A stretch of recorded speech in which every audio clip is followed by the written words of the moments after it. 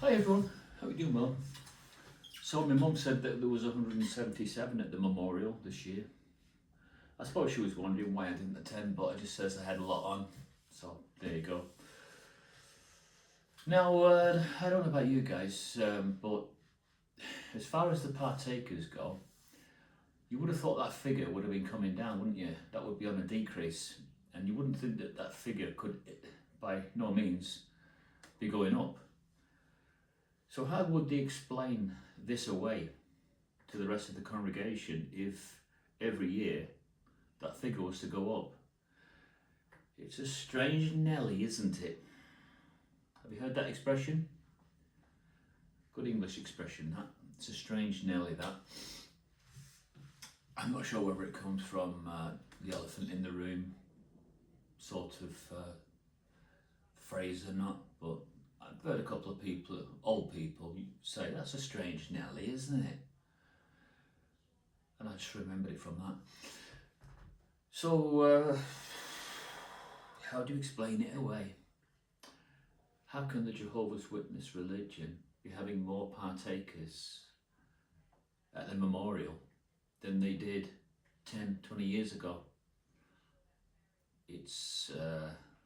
It's one that they're going to have to explain away and be convincing with that explanation. Would you be convinced with an explanation that they're going to fire off shortly? They have to explain it somehow.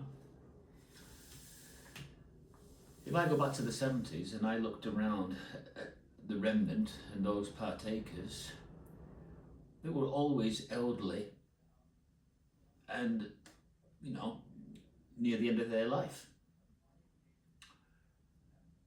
And here we are in 2026,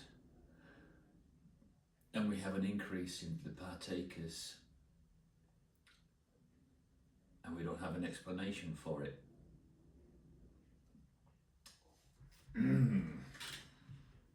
How will they explain it away? How would you explain it away if you still was attending? Would you accept that this is another example of new light, that maybe we've not understood something somewhere along the way? Nah, you couldn't, could you? You couldn't. You can only see this in black and white now, that there should never be an increase in the partakers. There should always be a decrease. They should be getting less and less. They should be dying off. Look, one thing we know is, at the start of the Great Tribulation, some will be caught away. You know, they'll be taken from the earth. They'll go to the heavens. And then they'll return as joint heirs of Christ. We are expecting that. What we're not expecting is for figures not to make sense in human terms, unless we're missing something, because maybe there's some divine master plan that we're not privy to. But if we're not privy to it, you can bet your life that the governing body of Jehovah's Witnesses are not privy to that plan, because they're having to play a new game at times, aren't they?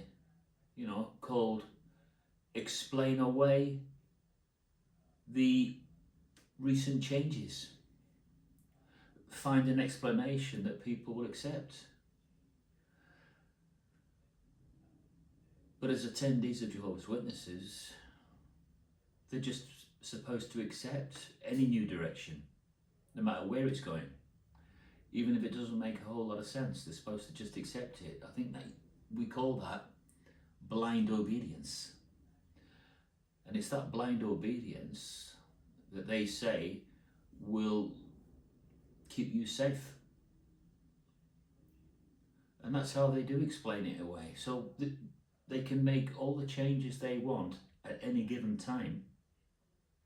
And as they choose, they simply use the phrase, you need to have blind obedience to whatever changes we have to make in Jehovah's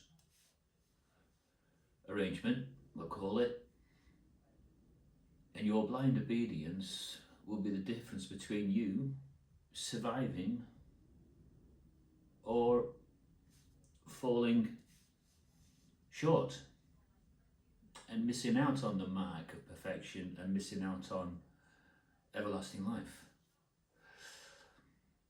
Of course, a lot of us give up on the race for life a long time ago. And the reason why we probably gave up is because we tired out. We didn't have any more endurance. We didn't have any more fight in us to go on. And sometimes when it gets to this stage, you feel justified, don't you, in dropping out of that race for life, because you look around and you see that things are not making logical sense. And so you didn't want to be part of an organisation that wasn't making logical sense anymore. And so you got out early.